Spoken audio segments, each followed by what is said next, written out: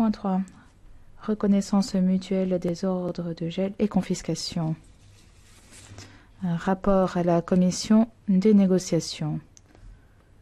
Le 20 juin a accepté le texte de compromis, le texte de règlement, suite au travail ardu de notre rapporteure, Madame Griesbeck. Madame Griesbeck, souhaitez-vous prendre la parole? Je vous en prie. Merci, Monsieur le Président. Je suis très heureuse, effectivement, cet après-midi de vous présenter cet accord de trilogue sur le règlement relatif à la reconnaissance mutuelle des décisions de gel et de confiscation, qui est un instrument européen de coopération tout à fait utile, important pour combattre le financement du terrorisme et la criminalité organisée, puisqu'actuellement, en ayant à la mémoire connaissance de la situation, on s'aperçoit que 1% seulement des profits criminels sont recouvrés et ne sont pas confisqués. Avant de rentrer dans le détail du rapport, je voudrais bien sûr remercier tous les collègues rapporteurs fictifs pour leur coopération, leur travail, et notamment lors des négociations qui se sont révélées plus difficile que prévu, et je remercie également, bien sûr, les équipes des trilogues du Conseil et de la Commission. En dépit des points et des pierres d'achoppement, nous avons travaillé dans un esprit de coopération avec l'objectif commun qui était de créer un outil efficace. Ces négociations interinstitutionnelles, pour en rendre compte, ont débuté fin janvier 2018, après le vote en commission parlementaire. On a organisé en tout 6 trilogues. Et on a adopté un accord provisoire en juin.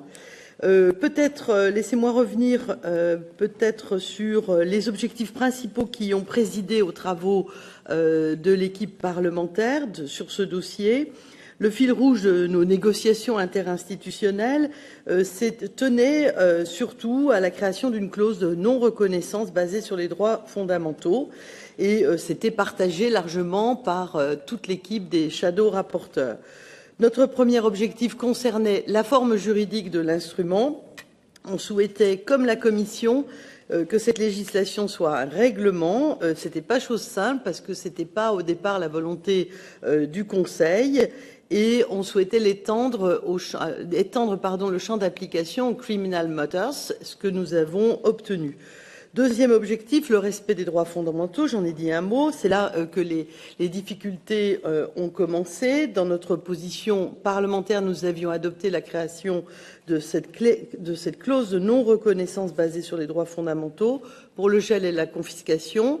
Simplement, ni dans la proposition de la Commission, ni dans les souhaits du Conseil, cette clause n'existait. Et même le Conseil y était au départ opposé. On a consacré 3 trilogues et de nombreuses réunions entre les trilogues sur cette question, et nous avons finalement obtenu donc une clause pour les décisions de gel et de confiscation avec une mention claire du terme droit fondamental ainsi qu'une mention faite à la charte.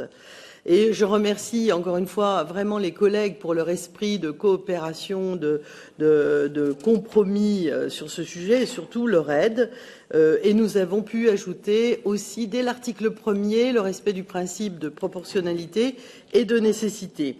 Troisième point, nous avons travaillé les meilleures garanties procédurales, c'est-à-dire nous avons retravaillé la définition de affected persons, c'est-à-dire les personnes concernées par les décisions, avec l'obligation de les informer pour que les systèmes de recours soient ouverts et efficaces. Quatrième objectif clé pour l'équipe, la rapidité et l'efficacité de l'outil. Sur la question des délais, là, je dois vous le dire, la position du Parlement était très ambitieuse. Nous avons rajouté de nombreux délais. Je ne vais pas rentrer dans tous les détails. Vous en avez les éléments dans vos documents. On n'a pas obtenu tout ce qu'on souhaitait sur ce point-là, mais pour les différentes étapes de la procédure, on a réussi à mettre without delay pour donc permettre que les autorités puissent exécuter rapidement les décisions. Et ensuite, et enfin, sur les délais, toujours le règlement instaure un délai de 45 jours pour la reconnaissance et l'exécution des décisions de confiscation. On espérait là aussi un délai plus court. Le Conseil voulait 60 jours, on a obtenu 45 sur un compromis. Enfin, quasi-dernier élément, dernier objectif, la gestion optimale des biens gelés et confisqués et la réutilisation de ces biens à des fins sociales. Là, le Parlement et le Conseil donnaient dans leurs approches, évidemment, une large place à la reconnaissance des victimes et des victimes dans le cadre de la gestion des biens, ce qui est bien reflété dans le texte final, puisqu'il est très important que les victimes soient compensées.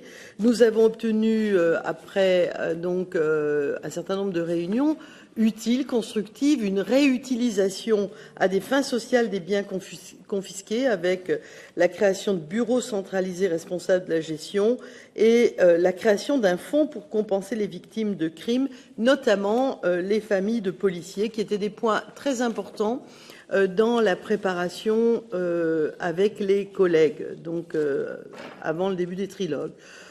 Ensuite, l'entrée en vigueur, on est un petit peu déçus parce qu'on aurait souhaité que ça soit plus court. Finalement, ce sera au bout de 24 mois parce qu'il faut, à la demande du Conseil, laisser du temps aux États membres pour adapter les législations.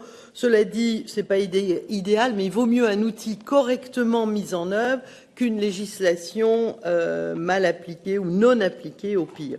Donc, pour conclure, je remercie vraiment tous les collègues pour leur soutien, pour leur travail et pour leur esprit constructif. Je crois qu'on est devant un outil, un règlement qui est solide, qui pourra être rapide, qui pourra être efficace surtout, et j'espère plus juste, avec de meilleures garanties en ce qui concerne les droits fondamentaux. Voilà, en quelques mots rapides, l'essentiel des objectifs qui ont été travaillés et construits en lien avec le Conseil et accompagnés par la Commission. Voilà, Président.